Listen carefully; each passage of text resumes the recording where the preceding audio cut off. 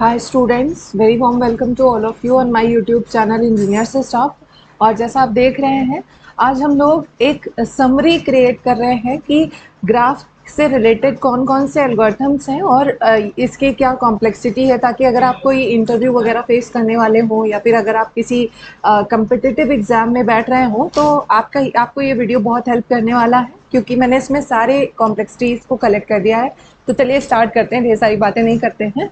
तो सबसे पहले आप ग्राफ आपका क्या होता है, it is collection of nodes, और यहाँ पे साइकिल हो सकती है, ये डिफरेंस है ट्री में। ठीक है, ट्री में क्या होता है, आपके पास कोई साइकिल नहीं फॉर्म होगी, पर ग्राफ क्या होता है, it is collection of nodes and edges which are connected to each other, but there can be cycle in the graph, right. But उसमें जो आपके ट्री होते हैं वहां पे ऐसा नहीं होगा। तो आपके पास ग्राफ को रिप्रेजेंट करने के दो मेथड्स हैं, एडजेसेंसी मैट्रिक्स और एडजेसेंसी लिस्ट। ठीक है, ये तो दो रिप्रेजेंटेशन के मेथड्स हैं। इसके बाद हम लोग देख लेते हैं व्हाट आर डिफरेंट एल्गोरिथम और ट्रेवर्सल। ट्रेवर्सल के लिए भी आपके पास दो मेथड है, डीएफएस डेप्थ फर्स्ट सर्च और दूसरा है बीएफएस। ठीक है, डीएफएस में आप क्या यूज करते हैं, स्टैक का यूज करते हैं, और बीएफएस इंप्लीमेंट करने के लिए क्यू का यूज किया जाता है। ठीक है, आई होप आप लोग डीएफएस और बीएफएस जानते ही होंगे, और मतलब स्टैक और क्यू के बारे में जानते होंगे।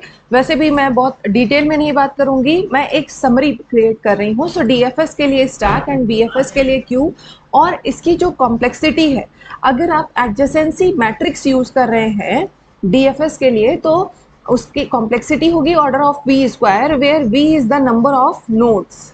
ठीक है, v is number of nodes. ठीक है, एंड अगर आप एडजेसेंसी लिस्ट का यूज करके आप डीएफएस को इंप्लीमेंट करेंगे तो कॉम्प्लेक्सिटी होगी ऑर्डर ऑफ v प्लस ई। ठीक है, एंड बीएफएस के लिए q का यूज किया जाता है, और बेस्ट जो आपकी कॉम्प्लेक्सिटी है that is order of v plus E. कब आप इसे अचीव कर पाएंगे, जब आप एडजेसेंसी लिस्ट को यूज कर रहे होंगे। ठीक है, अगर आप एडजेसेंसी मैट्रिक्स को यूज कर रहे होंगे ग्राफ रिप्रेजेंटेशन के लिए, उस टाइम पे आपकी complexity order of V square हो जाएगी। और अगेन मैं यही कहूंगी कि v is the number of nodes. ठीक है, तो डीएफएस और बीएफएस अगर आप एडजेसेंसी लिस्ट से बनाते हैं तो कॉम्प्लेक्सिटी दोनों की सेम है, ऑर्डर ऑफ v प्लस ई। और अगर आप एडजेसेंसी मैट्रिक्स का यूज करते हैं तो ऑर्डर ऑफ वी स्क्वायर। ठीक है, अब हम बात करते हैं single source shortest path. Single source और शॉर्टेस्ट पाथ के लिए आपके पास दो एल्गोरिथम है, एक है डिस्कस्ट्रा और दूसरा है बेलमैन फ्यूल। ठीक है, तो अगर आप डिस्कस्ट्रा एल्गोरिथम यूज कर रहे हैं तो इसकी नॉर्मली जो कॉम्प्लेक्सिटी होती है ऑर्डर ऑफ वी स्क्वायर है, और अगर आप मिन प्रायोरिटी क्यू को यूज कर रहे हैं तो इस कॉम्प्लेक्सिटी को आप order of V plus E log V तक रिड्यूस कर सकते हैं। तो यू कैन से कि order of e log v is the complexity of Dijkstra using the min priority।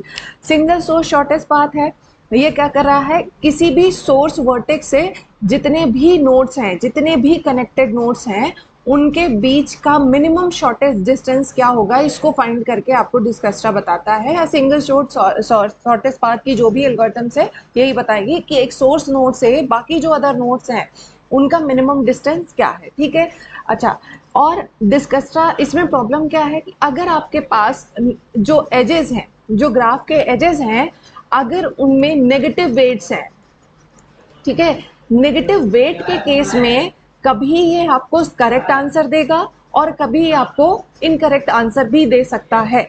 तो नेगेटिव वेट अगर आप एजेस को असाइन करते हैं तो उस केस में डिस्कस्ट्रा आपको हो सकता है गलत आंसर दे, हमेशा नहीं। कुछ केसेस में ये आपको सही भी आंसर देता है, पर कुछ केसेस में आपको ये गलत आंसर देता है। कब, जब आप नेगेटिव वेट्स वाले एजेस को यूज करेंगे। ठीक है, तो वो प्रॉब्लम को हटाने के लिए बेलमैन फोर्ड का यूज किया गया। तो बेलमैन फोर्ड हर केस में आपको सही आंसर देगा। अगर आप जो एजेस हैं उनको नेगेटिव वेट्स देते हैं तो उस टाइम पे ये सही बिहेव करेगा, और इसकी कॉम्प्लेक्सिटी होगी order of E into V. ठीक है, order of E into V, where E is the number of edges and V is the number of vertices. अब यहाँ पे क्या है, ये आपका कब सही से बिहेव नहीं करेगा, in case of negative edge cycle. ठीक है, तो नेगेटिव एज साइकिल का क्या मतलब है कि मान लीजिए आपके पास ये तीन ए बी एंड सी, ये तीन है। ठीक है, और ये आपका साइकिल बन रहा है, और जो वेट्स है -5, -2 और 5 ऐसा करके है। तो इनका जो सम है देखिए -5 +5 एंड -2 समेशन क्या आ रहा है, नेगेटिव आ रहा है। This is your negative edge cycle कि जो summation of cycle of edges is equals to some negative value. उस केस में आपको जो बेलमैन फोर्ड एल्गोरिथम है ये आपको करेक्ट आंसर नहीं देगा। तो नेगेटिव एस साइकिल के केस में आप सही आंसर नहीं पा सकते हैं in case of Bellman Ford. और इसकी complexity order of E into V, complete graph के लिए अगर आप देखें तो ऑर्डर ऑफ n क्यूब हो जाएगा और इसे आप ऑर्डर ऑफ v क्यूब भी लिख सकते हैं, ठीक है। नेक्स्ट आपका आता है all pair shortest path. All pair shortest path के लिए फ्लॉयड वर्सल एल्गोरिथम यूज किया जाता है जिसकी कॉम्प्लेक्सिटी होती है ऑर्डर ऑफ n क्यूब और you can write order of v cube, number of nodes, ठीक है। नेक्स्ट आपका आता है minimum cost spanning tree.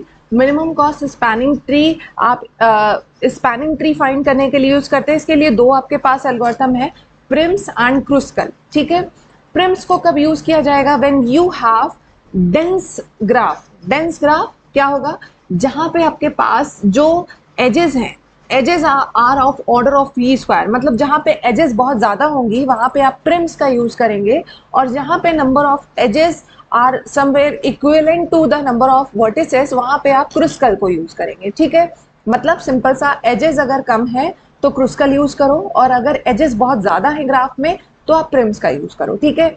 Complexity दोनों की ही लगभग order of E log V दोनों की ही है, पर अगर आप नॉर्मली देखें तो प्रिम्स का जो कॉम्प्लेक्सिटी होता है that is order of V square, लेकिन जब आप फिबोनाची हीप का यूज करके इसे इंप्लीमेंट करते हैं तो it is order of E log V, and Kruskal की कॉम्प्लेक्सिटी आपको ई लॉग वी मिलती है, ठीक है।